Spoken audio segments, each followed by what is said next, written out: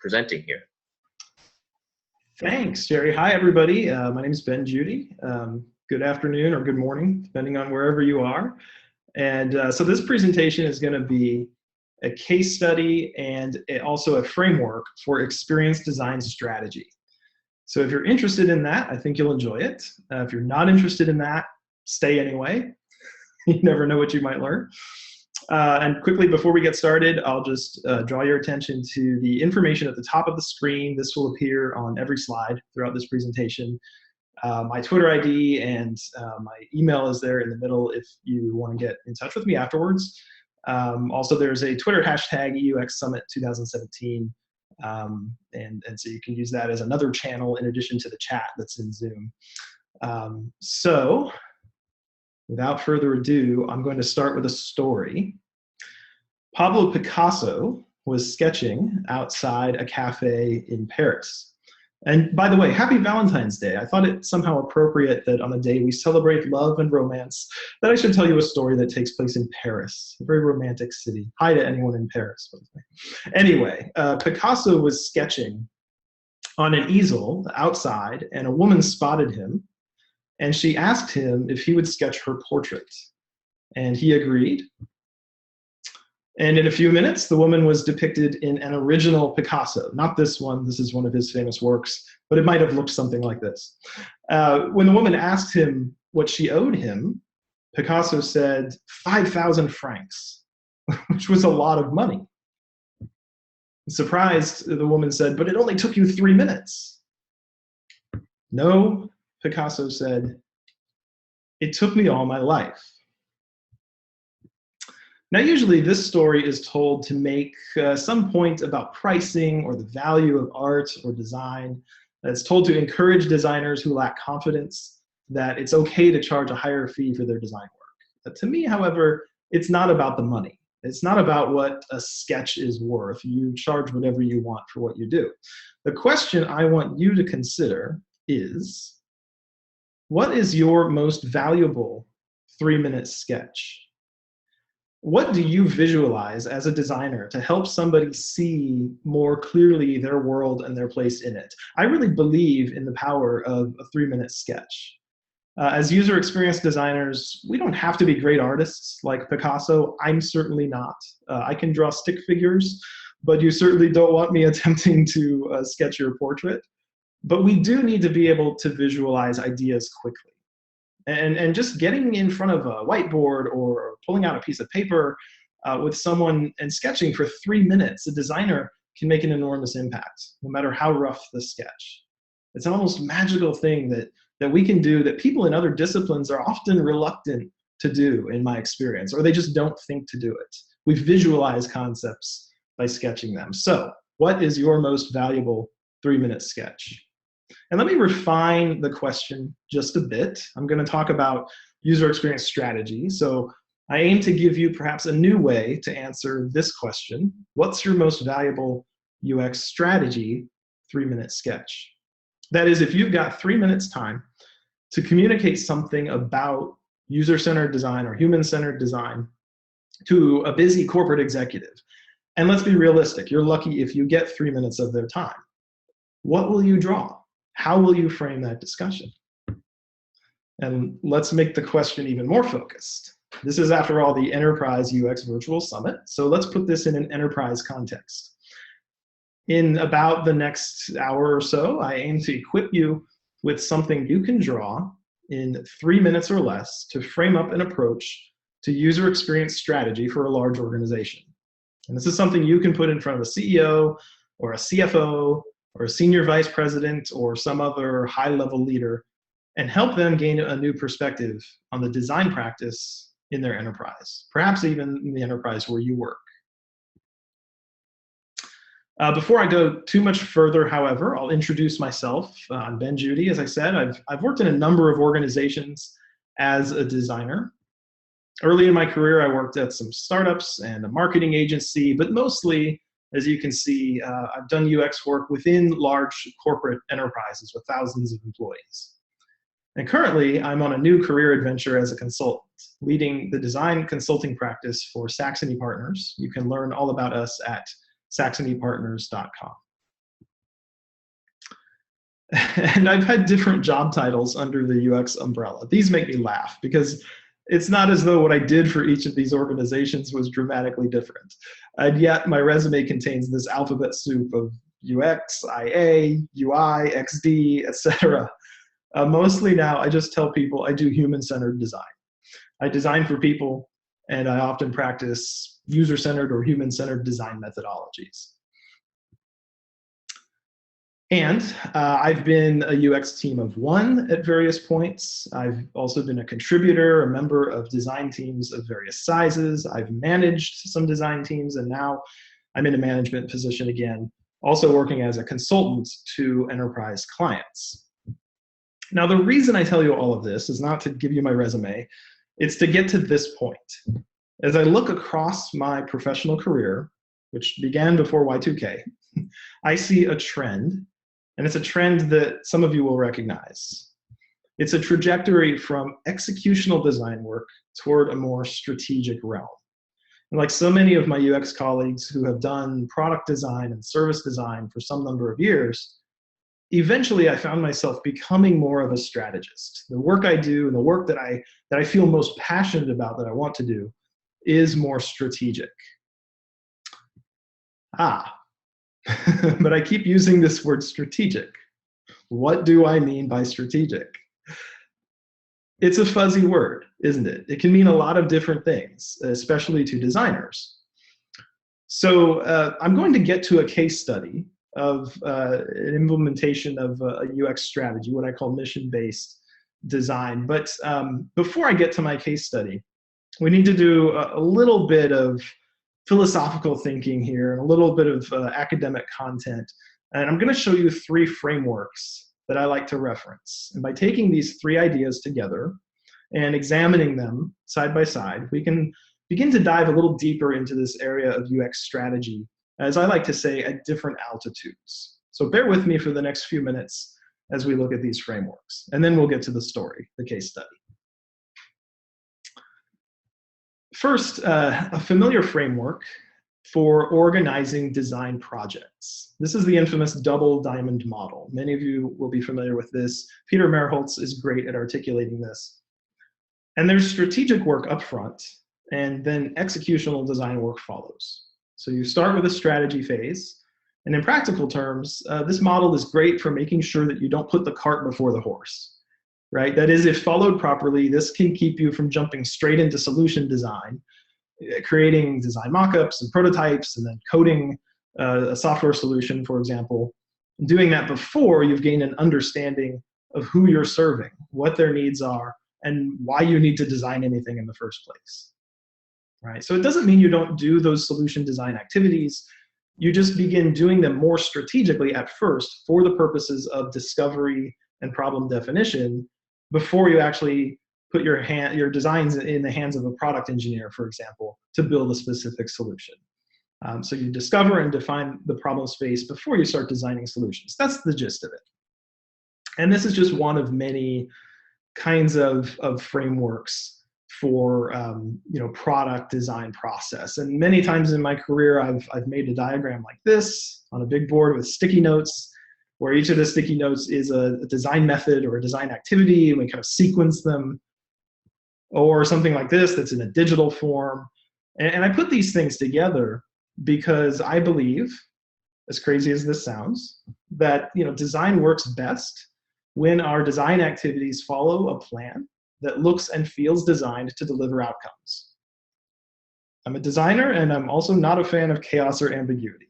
Imagine that. But anyway, that's the first framework. And I'm not necessarily promoting this, I'm just giving it as an example. The double diamond model: strategy before execution in human-centered design at the level of product design. Now, a second framework for beginning to think about UX strategy is from Eric Flowers and Megan Miller. They talk about service design, and there's this great metaphor they use. Think about a theater, like a Broadway theater. In front of the stage is the audience. You can think of them as your customers or your users. But there's this whole other world behind the stage, right, where the crew is putting on the show, and you can think of them as the service provider. And back there behind the stage, you identify strategic vision work that needs to be done within the organization providing the service. And we're going to come back to this metaphor later, but it's another way to think about design strategy. And a lot of the work is behind the scenes within the organization. It's not what the user or the customer sees or experiences, but it definitely influences the experiences that they have ultimately. All right, we're almost through with this kind of academic part up front before we get into the good stuff. But here's a third framework for thinking about design strategy. And it's another one that might be familiar to you if you've been reading about design for a long time. Dr. Richard Buchanan's 4 Orders of Design. And he outlines symbols, things, actions, and thoughts. Buchanan defines this third order of actions as the design of activities and organized services. And he mentions strategic planning in this realm. And the fourth order beyond that includes the design of complex systems such as organizations, the social structures that we live and work in. And what's interesting when I read Buchanan, what really grabs me is this idea of repositioning design skills, right? So early in your career, like most designers, almost all designers, early in your career, you build up aptitude in things like graphic design, product design, and interaction design. But later you have the ability to apply those skills to more abstract concerns, right? The design of corporate actions and thoughts. And again, I know this can get really academic really quickly, but I think this is really what design strategy in the enterprise is all about. And Buchanan says this is a place that designers should operate. We should have a lot to say in this realm. So, to sum all of that up, as I look across these 3 concept models, I think you have a pretty good basis for a tiered approach to understanding experience design strategy. Right? We have models and processes for product design at the bottom to help us to be strategic about understanding human needs and goals before we design solutions. The double diamond model is just one example of that.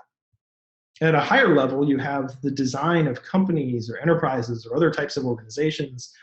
And more we see people talking about this.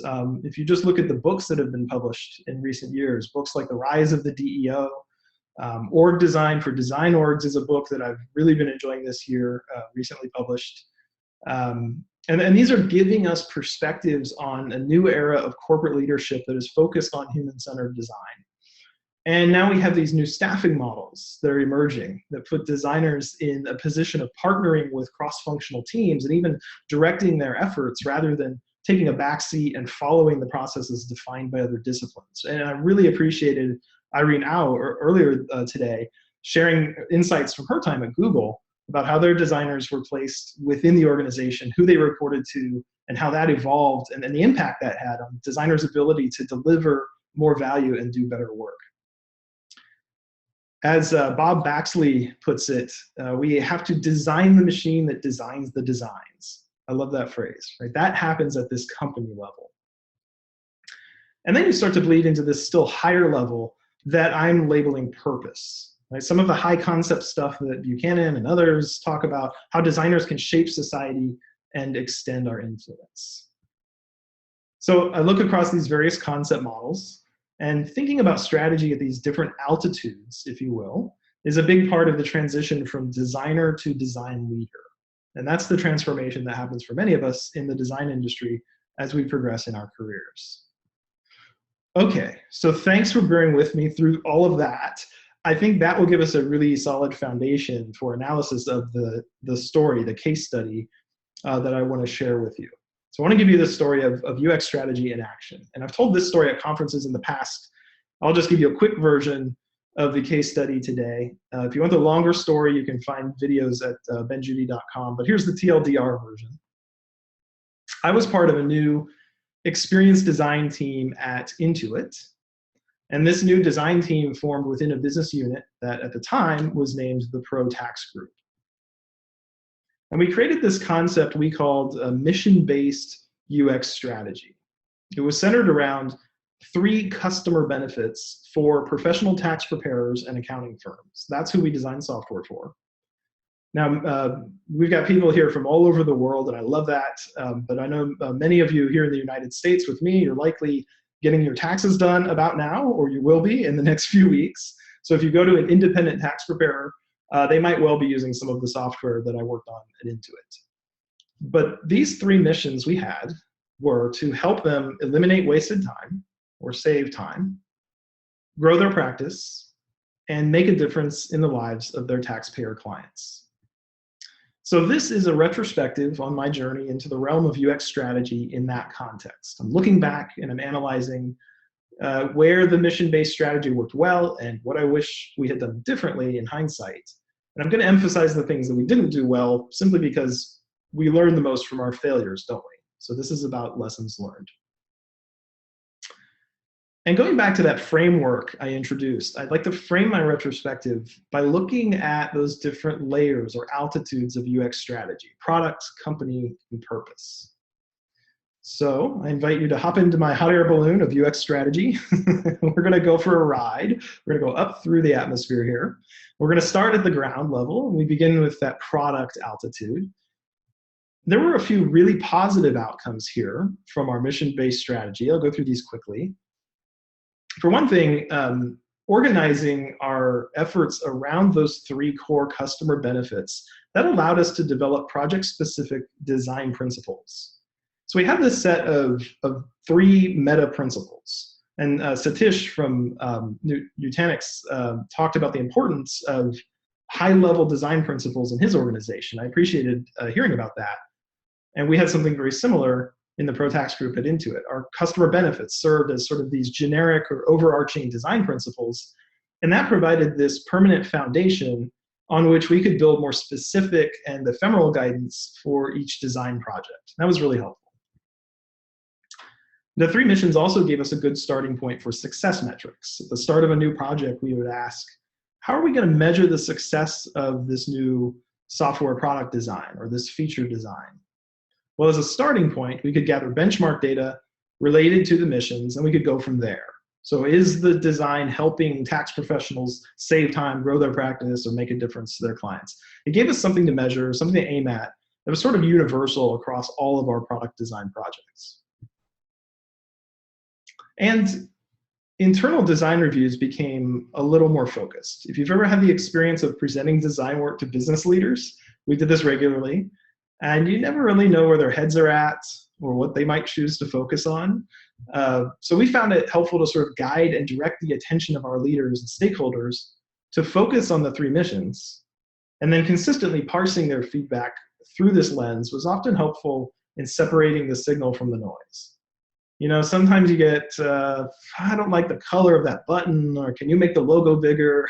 Right? That kind of opinion-based, surface-level feedback that isn't very helpful to user experience designers. So training leaders to expect that every time we do a design review, we're going to start with these three user-centered objectives. That made review time more focused and more effective when we did that. So I just quickly rattled off three good side effects or outcomes of mission-based or customer benefit-based strategy at that product design level. Now I'll talk about a lesson that I learned the hard way. As our new design team was coming together, I wrestled with the relationship between strategy and design process. And when I say process, I'm talking about methodology, the sequencing of design activities and deliverables. And at one point I thought, you know, design methods, they're tactics, they're important, but they're not really strategic. But now I think your design strategy can play an important role in helping your chosen process to be a meaningful thing. And we missed that. Let me explain what I mean. Again, this product level of strategy, my go-to framework is the double diamond model. But at the start of my projects on this new design team, I was often frustrated in my attempts to get product teams to use this process. The response I got was kind of like, process? We don't need no stinking process. Why are you always talking about design process, Ben? Give it a rest. And I would ask product teams to consider, hey, is the double diamond the right approach? And that's a little bit more of a linear approach, or maybe should we do something that's more like lean UX, or should we use some other specific methodology? You know, the product engineering teams are agile and they're doing Scrum. That's cool. Let's talk about how a design process can work in tandem with that software development process. And it felt like very few people really cared about the design process. And I would hold up these 3 missions and I would say, guys, if we're gonna deliver these customer benefits, we gotta do all the things in the right way. This isn't gonna happen by accident. We have to follow a proven design process to get these desired results. But in retrospect, I see the flaw in my approach because the one really didn't lead to the other. Follow me here. Everybody in the organization agreed with the missions. Save time, grow your practice, make a difference. Yeah, we're all about that.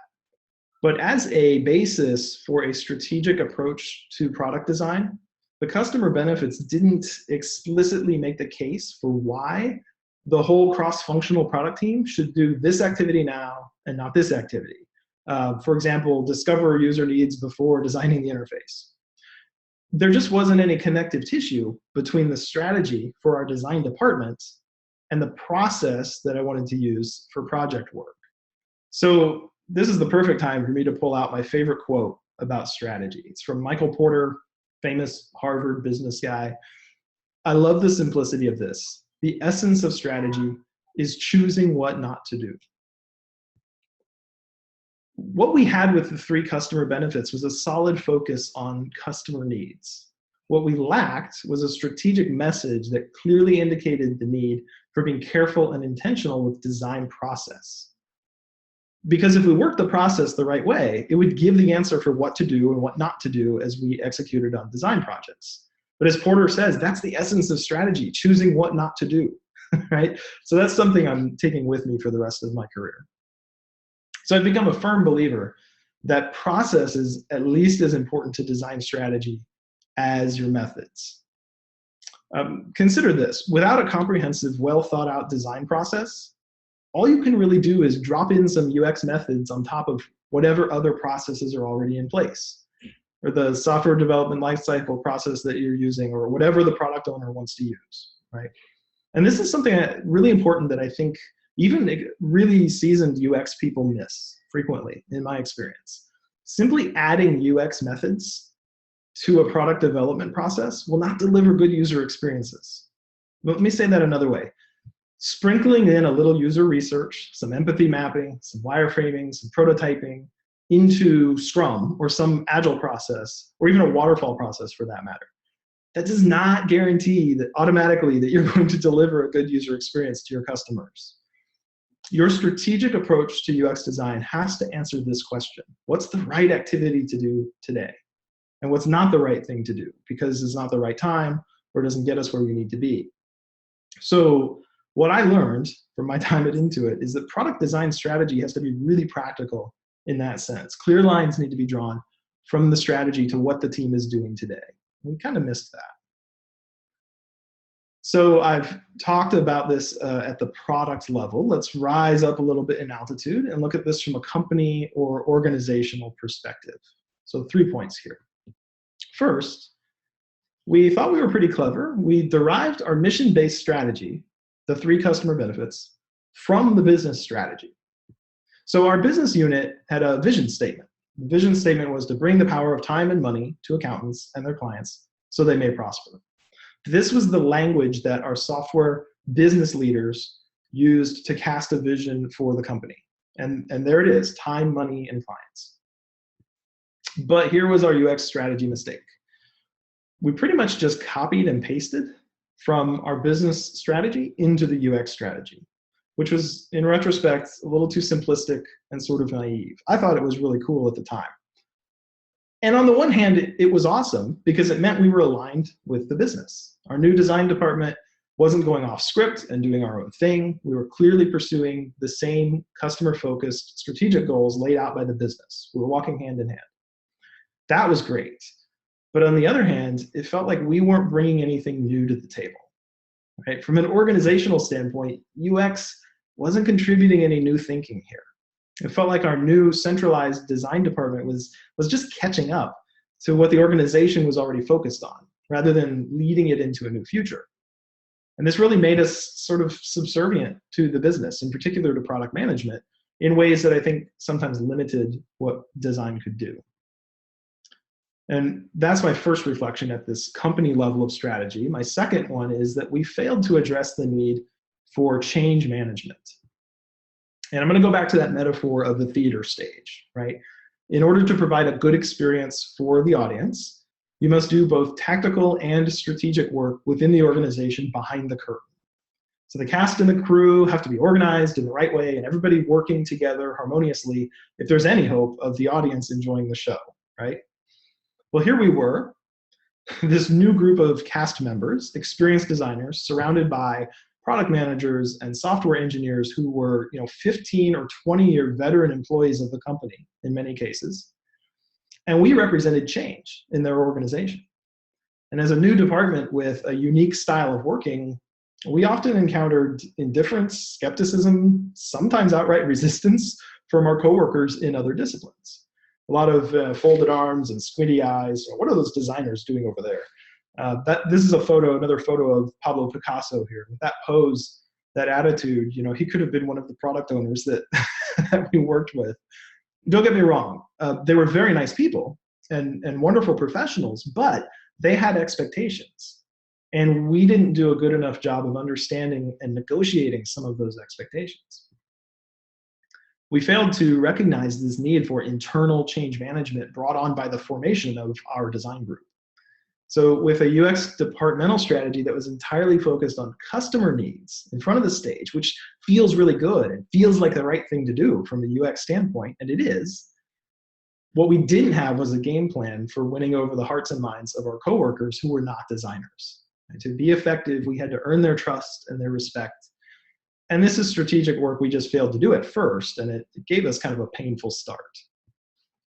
So a third bit of analysis here at this company level is a lack of clarity around priorities.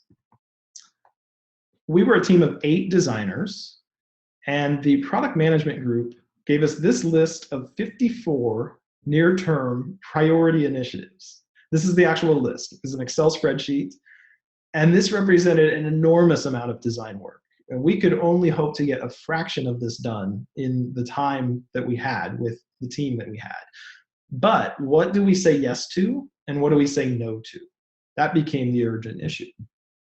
And so a favorite quote of mine from Merlin Mann: "I'm staggered whenever a director level or higher executive claims they have 3, 5, 7, or 27 priorities, because at that level, your entire career is defined by the unbelievably great ideas that you reject." And this quote became so relevant to me when I saw a group of our senior leaders, directors mostly, and vice presidents, answer this question. They were given this question in a poll in a meeting of senior leaders. What are the biggest roadblocks that you experience when working across business units or functional groups? Their number one self-reported problem was conflicting priorities. And I can tell you now that I'm working as a consultant, visiting with lots of different companies, I can say definitely this is a very common problem, especially in large organizations where there are silos and different departments and different teams with different lists of priorities. I mean, this seems to be the essence of working in a large enterprise. If we can just get out of our own way, we might actually accomplish something cool together, right? But we have these conflicting priorities across internal seams within a large company. So in retrospect, helping the company consistently align on specific priorities with the unique perspective that we could bring, that human-centered design rationale that nobody else was going to bring to the table, that's probably the most important thing we could have done to be more effective overall, internally within the organization.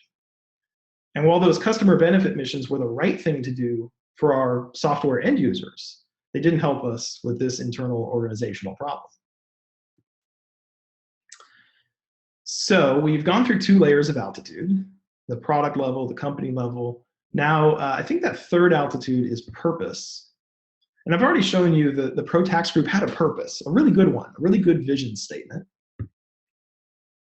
So we had a good sense of purpose, but our UX strategy didn't really engage in a complementary way at this level of purpose. In just grabbing those customer benefits and calling them our missions, we placed our focus on how to help tax preparers serve the prosperity of their clients. But we didn't engage deeply as designers with why their prosperity mattered in a broader sense. Like, why does it matter that accountants and taxpayers prosper? Who cares? Is this good for society, or are we just making a buck selling software to them, right? What are the moral and ethical implications if we succeed at accomplishing this vision? How do we want to see our society change? What's the philosophy here? What's the broad long-term impact? And that's all very high concept thinking. But I'll give you two reasons why it matters in business, right? First, it matters in regard to innovation. So there's another buzzword that needs defining. If the word strategy isn't abused enough, try innovation. But we struggled to do anything innovative, or at least we felt we did. As an experienced design team, we really aspired to rise above the incremental product improvements and do transformational design work. In this diagram, we weren't simply content to do the run the business work there at the ground level. We wanted to take moonshots. And in retrospect, we couldn't do that very effectively because we didn't reframe design work for the business at that high level of purpose. Our design strategy was only defined at a lower altitude. Let me put that another way. Our strategy asked how and what, but it didn't ask why. It asked how can we help accountants save time and prosper through better product design, and what can we do in the software user experience to help accountants make a difference in the lives of their clients. Those were the missions, but we didn't have a purpose level UX strategy. We didn't have any language around that. Our strategy didn't speak to why.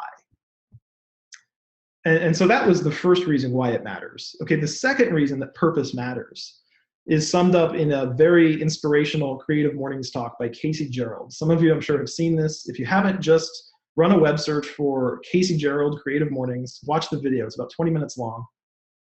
And he says, purpose is the new bottom line. So there's a revolution in entrepreneurship among the people who are designing the next generation of enterprises. And they're more concerned with purpose, why an organization exists, than they are with merely running the organization well. And that's what you learn in a typical MBA program, for example, in a business school. You learn how to run an organization well, but you're not going to hear a lot about why it matters, the purpose of the organization. But if experienced designers aren't asking, what's our purpose, and designing for that, I think now we're missing out on playing a part in a revolution whose time has come in terms of the future of where enterprises are going. So that concludes my case study. It's my little recap of lessons learned in an attempt to use a mission-based UX strategy at Intuit. Now I want to pull all this together in some closing thoughts. I've been collecting different definitions of this phrase, UX strategy. Lots of different definitions from people much smarter than me. And you can go to this URL if you want to read them and send me any that you'd like to add. I'm fascinated by how we're all touching different parts of this elephant. If you're familiar with this story, this metaphor, I think some of us in the design community have a hold of the tail. Some of us are feeling a leg or a tusk, and they're all good perspectives. There's nothing necessarily wrong. But what's the big picture of UX strategy, right? So I've been trying to step back and see the big picture if there is one. So tell me what you think of this. We can do strategic UX work as opposed to tactical UX work, anywhere up and down this spectrum. But it's important to identify what altitude we're flying at, or you can get really confused. And we end up talking past each other as we talk about strategy. And also your strategy can be rather incomplete if you don't address this full picture, as I just illustrated in my case study from past experience. So here's the 3-minute sketch to defining a strategic approach to UX in the enterprise. I think these are the elements of it. And you've got on the left these 3 levels of altitude: product, company, and purpose. And on the right is sort of where your focus is as a designer. What's the subject matter of your design strategy at that level? So let's go back up through those layers again quickly. At the product level, you're asking these short-term how questions, right? How can we deliver a better user experience for this app, this product, this platform? And I think most of us as UX practitioners, we spend most of our time at this level, right? This is where all the grunt work is, right? On the ground, doing product design. But if I'm addressing these enduring, lofty, purpose level strategic issues, right?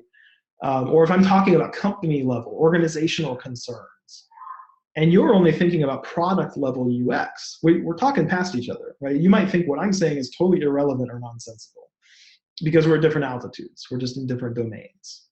And also, if all you focus on is that lower level, doing great strategic product design, what's in the sky above you? Right? What's the atmosphere like? To extend the metaphor, do you have good oxygen to breathe? Designers need good air to breathe to think and do good work in an organization. So that's why I think this full picture is important. But we've sort of defined the product level, and I don't need to spend any more time there because that's, I think, where almost all of us are doing most of our work. But we need strategy at that company or organizational level. So here you're forming kind of medium to long-term strategies for how you do design as a function of the organization. And that can impact many products and services, especially in a large enterprise. You're asking questions that start with what? And we have those two sides, right? In front of the stage and behind the stage. So outwardly, in front of the stage, you're asking questions like, what does a best-in-class user experience look like for users in this industry? You can look around at your competitors and try to figure out how can you put out the best experience relative to what they're doing. And not just in product design, but end-to-end customer experience. So service design thinking comes into play here. What are the broad customer benefits that we're trying to deliver? And from my case study, our mission-based strategy was focused on answering that question, at least at a high level of principles for customer experience. So in this altitudes framework, that's where all the stuff we did well was most useful. It's not that it was bad, it was just incomplete as UX strategies go. It's a piece of the puzzle. It's not really the whole puzzle. Because there's that other half, right? Internally, you have to ask questions like, what is our design team strategy in relation to the business strategy? Lots of folks I know in this sort of emerging global UX strategy community are focusing on UX strategy in that regard, right? How does the design function of the organization support and challenge and contribute to the business strategy? But I think there are also other concerns, like how can we mature and grow the design practice within the company to be more effective? Does your enterprise have a maturity model for the design practice? Do you know where you are on that journey? What level are you at? How are you going to get to the next level of maturity? Organizational issues like that change management that I talked about, how design relates to other functions and handles the expectations and needs of other groups within the enterprise, all that stuff is here too. So it's design as a department and a professional practice, customer facing as well as within the organization. And I'll drill down on this to give just one specific example of design practice definition within an organization. It's simply documenting your point of view on the skills that designers must have. And there isn't a right or wrong answer to this. There may be a good or better or poor answer for your organization, right? But as I started establishing our design consulting practice at Saxony Partners, one of the first things I did was to publish an article on our website where I laid out what I thought should be the 7 core skills of experience design for us. And if you're curious, they're design research, information architecture, interaction design, visual design, usability analysis, service design, and content design. I drew a circle around those and I said, those are the core skills, and we treat those as specialties within our design practice. Nobody's an expert at all of them. That would be impossible. But we know that for each of our designers, which of them are more experienced and more skilled and passionate about which of those 7 skills and which ones are we less skilled at. And we've even recently taken a survey, a skills survey, to kind of identify as individuals where are we with each of those 7 skills.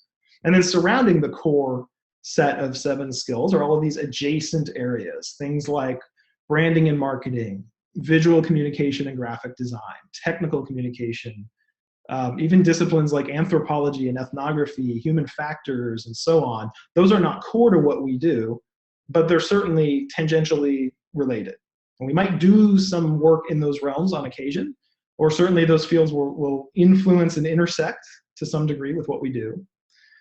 And then things outside the circle, really, we're saying are not things that you should expect designers to be skilled at. So just defining that for our organization has been enormously helpful in aligning everyone as well as letting our clients know what we think of in terms of skill set when we talk about human-centered design. And the activities and methods and deliverables and all the rest kind of flows out from this understanding. So that was a really specific example of that inward company level, a strategic move you might make in defining what that looks like for your organization. And then finally, that purpose level at the very top is one that very few of us really aspire to. You're asking those big picture why questions. Why does the company exist? Why are we just talking about gaining revenue from customers all the time? Why can't we strive for shared value? How can we design things so that everybody wins, right?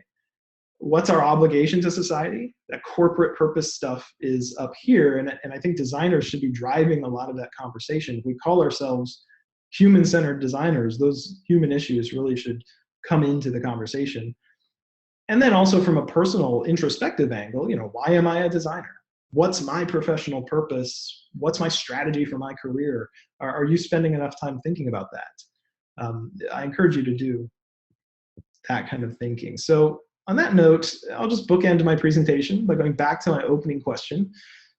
What is your most valuable 3-minute sketch? What do you sketch as a designer to help somebody, maybe a leader in your enterprise, get the lay of the land for design in the organization? And for me right now, I think this is the thing that I can sketch on a whiteboard or a napkin in about 3 minutes that helps to clarify some things in regard to enterprise UX. Does the organization have the answers we need for the hows, the whats, and the whys? This is our playing field of strategy, where we choose what to do, and just as important, what not to do. So that's my presentation. I'd love to discuss this a bit with you. I'd love to hear what questions you have. Ben, fantastic presentation. Got a lot of positive feedback here. Thank you so much for that. And just to answer a few sort of questions here. Of course, this recording is going to be sent next week to everybody. And now we can get into a few questions here. We've got, let me see here. I've got a little bit of time to go through some of these questions. All right, so, and we've got some fantastic questions as well. So the first question here actually is, so looking at these 3 different frameworks, right? Do you consider these in sort of chronological order? Either you think about purpose and then the company, the company strategy and the product strategy after that, or do you consider all 3 sort of simultaneously when you're on a project? Oh, that is a great question. So that's sort of, is it a top down or bottom up or all at once? Right, exactly, right. Yeah, so but I hate to, it sounds like a cop-out, but I have to say I think that depends on the organization, right? I think that's going to be very much tied to, I mentioned maturity models. How mature is the design practice in the organization, as well as the size and the scale of the organization. So for example, when I think back through my career to times when I've been, a UX team of 1 in a small company, or maybe working at a startup or a small company, you've got the opportunity to paint the whole picture because you don't have that many stakeholders. There's not that many people to negotiate with. You're not going to be met with that much resistance. In a huge enterprise of thousands or tens or even hundreds of thousands of employees in some cases, that purpose level, you're basically going to have to be an executive to even have any impact there at a broad organizational level. You can have a local impact within your group. So I would say in a short answer, rambling a bit, I'm sorry. A short answer to that, I think, is if you're in a huge enterprise and you're, early to mid-career, or you're not an executive level design leader, start at the bottom and work your way up. There's nothing wrong with initiating conversations at the higher levels. But because of the structure of the organization, you're going to be seen as sort of stepping outside of your lane, outside of your sphere. If you start kicking up a bunch of dust about, hey, how is design organized in this business, or what's the purpose of the company? Can we shift that a little bit? Junior interaction designers don't generally get to lead those kinds of conversations, but you can certainly draw this picture. And as I go back to that idea of the 3-minute sketch, giving this framework to a leader that alone can have a lot of impact, because you get them to start thinking about these issues and identifying where things haven't been defined, and then appointing leaders to answer some of these questions. Right, right. Yeah, that makes a lot of sense. And just one quick note here, since we do have many different people joining us now versus the previous sessions, I'm going to launch this poll here real quickly. This is just, of course, helping us for the future events that we plan to make sure that it matches the people that are actually attending in terms of challenges and also background. So just two quick questions there, and getting back to the questions now. So the next question that we have is, and I think this is a really relevant question, is within all of these, even at these three different levels, right? What role do metrics sort of play in terms of defining or benchmarking, how well an organization or project is tracking against the values and kind of the goals that you set out at each level here? Yeah, that's great. I think the appetite for metrics is a little different in organization to organization. And it really depends on your leaders, right, and the kind of culture that they've set. So if you're dealing with leaders that are really driven by numbers, as is the case a lot of the time in large enterprise, at each of these levels, you're going to want to establish some sort of framework for numerical metrics. At that product level, I'm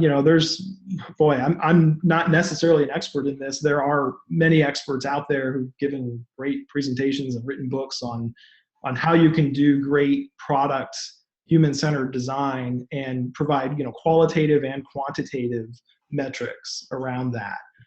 So you can dig into that pretty easily. At that company level, I think there's less material out there to help you with that.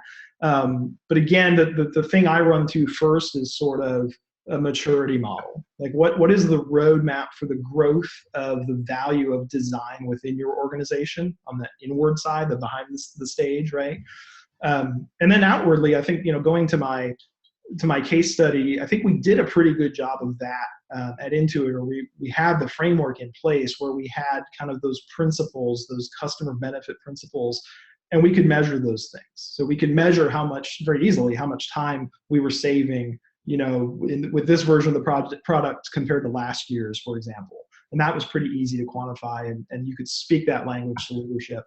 At that purpose level, there again, I think it all depends on the organization, but you could measure what is the good you're trying to do in the world? What is the shared value that you're trying to create between the company and your customers and the environment that they're in, socially and in every other respect. You can measure those kinds of things. That kind of stuff isn't necessarily stuff that we're trained to do or even good at doing as UX designers. So it can be a real challenge.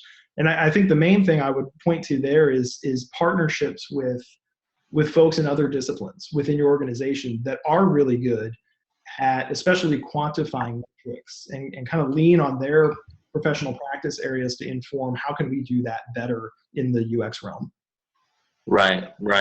And on actually a related question here, talking about purpose especially, there's a question: how can a designer initiate that conversation at a purpose level? Because it sounds like it's something really more for executives, right? So how does a designer sort of introduce themselves into that conversation without sort of it seeming like it's out of place? Yeah, it's the hardest one, right? It's the hardest one to get your arms around and the hardest one to initiate a conversation. Again, in a smaller organization, it's a lot easier if you have the ability to, walk into the CFO's office and strike up a conversation about that. If you're in a larger organization and you're kind of buried down the org chart, I would start locally. What I mean is within your functional group, within your business unit, wherever you are in the organization, start those conversations.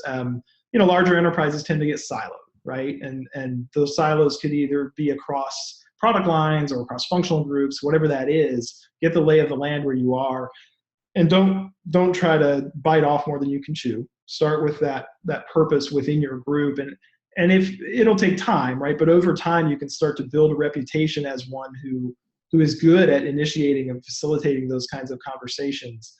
And if they start to see business value coming out of you bringing that up, And certainly if you can get an executive sponsor on your side who is interested in having those conversations, eventually you can get there. But in a larger enterprise, yeah, it's sometimes the doors are closed and you can't initiate that conversation at a high level. So just kind of start where you are, and go from there. Right. And Lucas here actually has a really good, it's almost a kind of follow-up question to that, which is, in your work as a UX consultant, what methods or activities have you found have been useful for defining that high-level picture of an organization's purpose or concerns, and what do you do to then kind of prioritize that for the organization? You know, you showed that that screenshot that I think a lot of people related to, where there was just like a ton of priorities, right? And when you're facing that situation now on the outside as a consultant, you know, how would you help to kind of drill that down and give an organization some focus on what they need to do? Yeah. So honestly, my experience as a consultant, and I've made that turn fairly recently in my career, as I pointed out. Mostly I've been in-house in enterprises, and now I'm kind of on the other side of the table, coming in from the outside, helping them. My go-to move right now is to pull this diagram out, which you're free to do too, and just, you know, show that, hey, you've brought us in for an engagement as consultants, usually down here at the product level, right? Or kind of circle wherever it is on this map. Sometimes we get brought in to do more service experience design or those kinds of things, or help with a design practice. So it's more at that company level. But more often than not, it's a specific, you know, product or service that's being worked on, and it's a little bit more tactical. And so I just pull this out when I feel like the opportunity is right to have the conversation and say, hey, let's step back a little bit, look at the big picture here, and you've brought us in for this. By the way, we'd love to initiate some conversations with your leaders about things at this higher level. And you know, it's hit or miss. Sometimes clients are open to that conversation, and sometimes they just want to stay within their lane, frankly, of responsibility and not rock the boat. So you can't always win, but if you don't ask and you don't bring it up and you don't frame it up in the right way, then you're certainly not going to get the chance. Right. And the next question actually is again sort of related to working with others.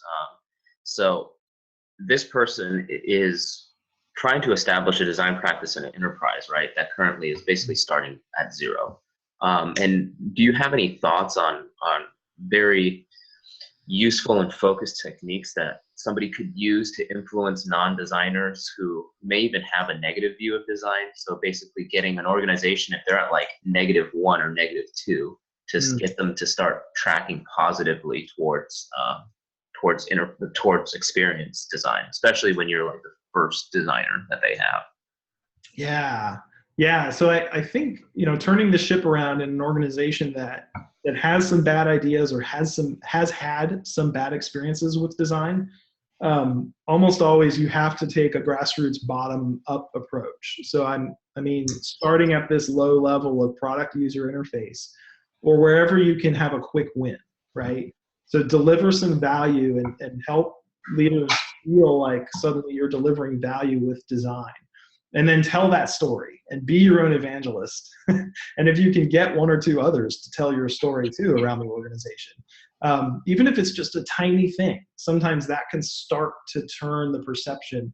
You know, nobody in an organization wants any part of the organization to fail, or to be non-productive.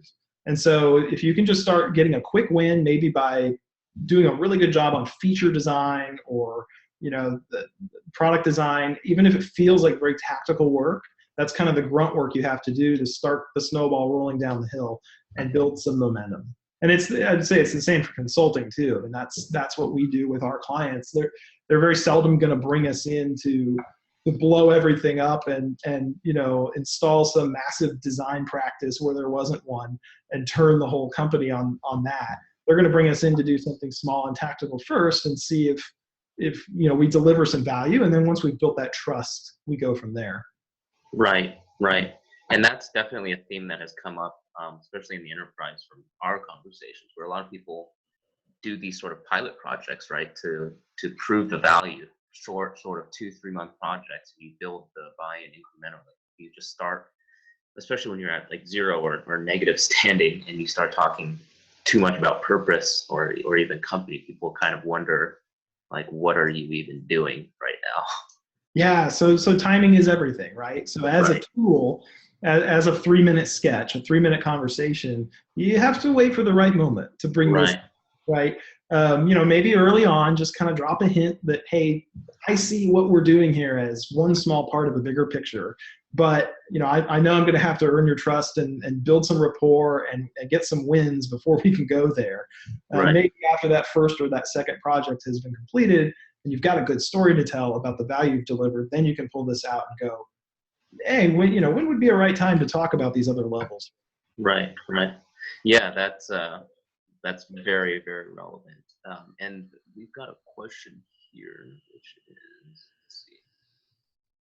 So there's been some recurring questions, which is if I'm either the sole designer or I'm on a small design team, um, how do I kind of how do I set up and manage this mission-based strategy as well as making sure that we've got a solid product level strategy? Because some people might feel like this kind of feels like a lot to take in for somebody who might be the only designer or is just on a small design team.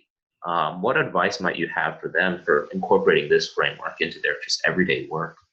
Oh, that's absolutely true. This is at least 3 jobs, or maybe it's 100 jobs, depending on the size of the organization. So if you're a UX team of 1, you can lay this out as sort of a placemat and fill in some of the blanks at a high level. But yes, 90% of your energy is going to have to go to that product level. I would look at it as a foundational, kind of groundwork to lay for as the company scales, right? And I don't know if this is specifically the scenario where that question is coming from, but if you're a UX team of 1 in a small company, say 100 employees or less, maybe a startup, and the future might entail the company growing if things go well, and then you're 1,000, and then you're 2,000 employees 5 or 10 years down the road. Laying this groundwork in place, having these conversations with the senior leaders of the small organization, while it's small, is exactly what you want to do. Because then as you scale, they're going to look to you as their design leader going forward to set the strategy, because they can see that your head is in that space where you're able to strategize at the level that's going to be needed, maybe not today, but 6 months, 2 years, 5 years down the road. So yeah, in a smaller context, or when it's just you, most of your work is going to be at that product level. But again, it's about timing, right? It's about are we at that pivot point where we can really start to not only craft but implement a strategy outwardly and inwardly at that company level and talk about purpose. Right, right. And the next question we've got here, and this will be the last question here since we're pushing up on the hour here. The next question we've got here is actually kind of an interesting one. So somebody was wondering, have you seen that the mission statement of, say, an enterprise product differs from that of a consumer product in your experience? Is there anything that changes in this framework when you're working with an enterprise product versus something that's for like mass market consumption? Yeah, definitely. So the difference between designing for professionals versus designing for consumers has actually been an interest of mine for some time. Let me see if this is still up, actually. Hang on just a second. Yeah, at one point, I guess it's not up anymore. I had done a conference presentation on designing for professionals with my colleague. His name is Alan Baumgarten. In fact, if you go to my website later, benjudy.com, I'll make sure I put some materials up there from that if it's not already there. But in that talk, we kind of explored more at a product design level, more so than at the other levels, but what are the differences in designing for professionals versus consumers? So the one kind of visual that won the day that really got the point across was comparing 2 pictures side by side of the cockpit of a Toyota Camry, the inside of a car. And one was the consumer version that you could buy off the lot at your local Toyota dealership. And, there's some material on the seats, maybe it's leather or maybe it's some kind of cloth, and there's, you can imagine what the inside of a car looks like. The picture on the right was the NASCAR version.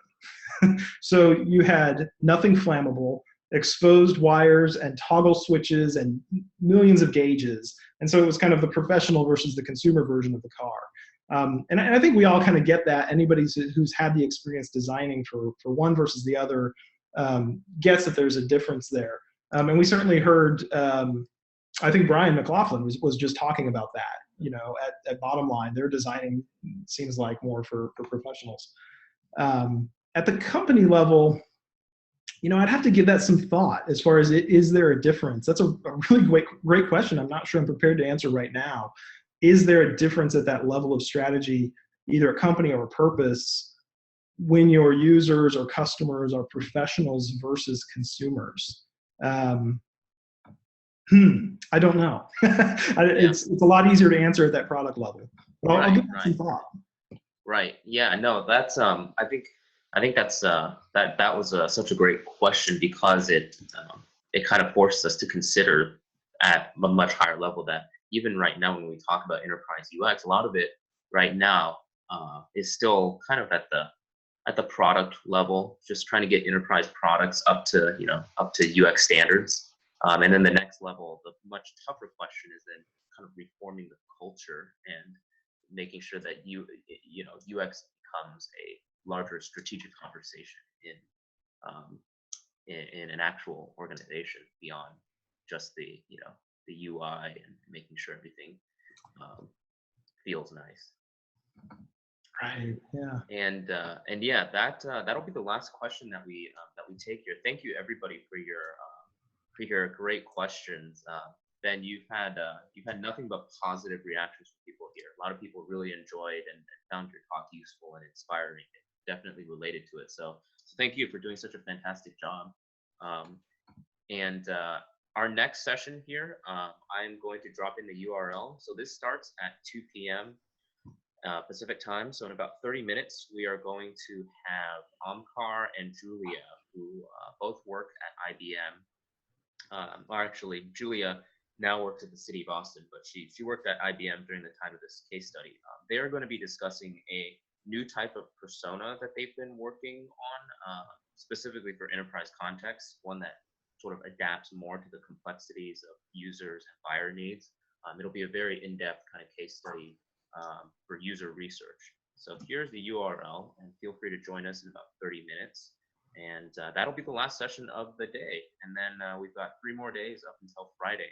This has been so exciting seeing everybody here and being so involved. And it's just been fantastic having everybody here.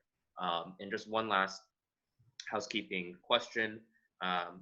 The sessions will be sent to your email next week. Yep, so you'll be able to rewatch or share with your colleagues. Otherwise, I hope to see you at the next session starting in 30 minutes. I've dropped the link there again. And yeah, once more, thank you so much, Ben. This is fantastic. Oh, it's been my pleasure. Thank you. Yep, absolutely. Everybody, I will see you at the next session and hope to see you for the rest of the conference. Take care, guys.